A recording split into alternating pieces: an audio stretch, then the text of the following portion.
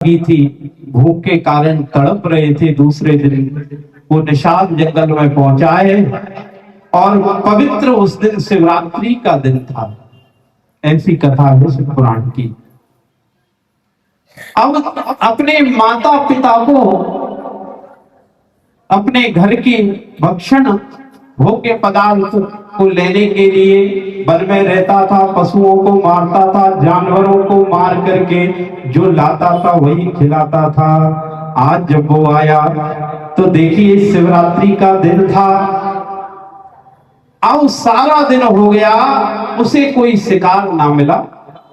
और जब शिकार ना मिला, पूरा दिन हो गया, तो एक सरोवर के किनारे एक वृक्ष पर चढ़ करके बैठ गया। उसने विचार किया कि सरोवर में कोई हिरण आएगा और जब यहां पर वो आएगा तो उसका शिकार करके ले चलूंगा।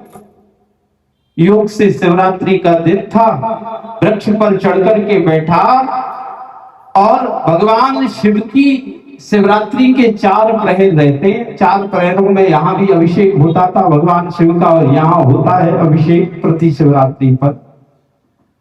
तो हम सभी उस अभिषेक को करते हैं। ऐसे ही शिवरात्रि का दिन था और वो भील वृक्ष पर चढ़ गया।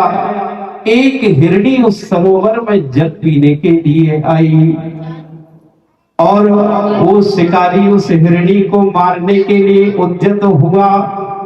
और ऐसा लिखा है शिव पुराण में कि जिस पत्थर के ऊपर चढ़ करके वो वृक्ष पर चढ़ा था, पीछे उसने तरकस बांध करके रखा है जिसमें बाण छिपे हुए थे, और एक हाथ में कुछ सुराई थी। उस सुराई को लेकर के गया और पीछे उस वृक्ष पर उसने उस सुराई को रख लिया।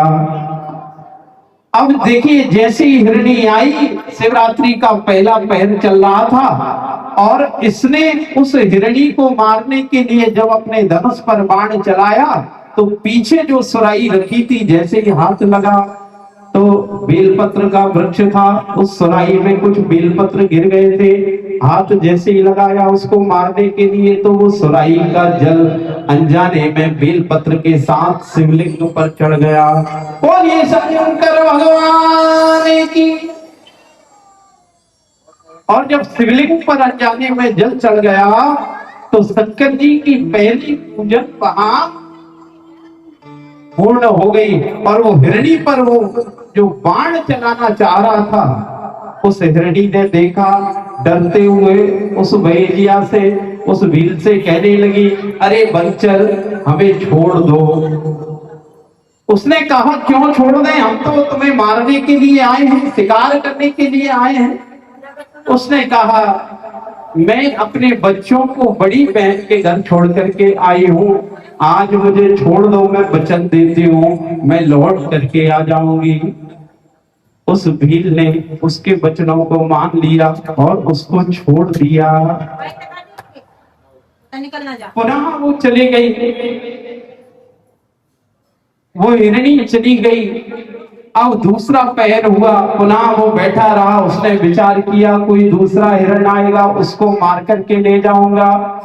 तो दूसरे पैर में उसकी बड़ी बहन आ गई, अपनी बहन को ढूंढते हुए। और जब वो आई, उस पर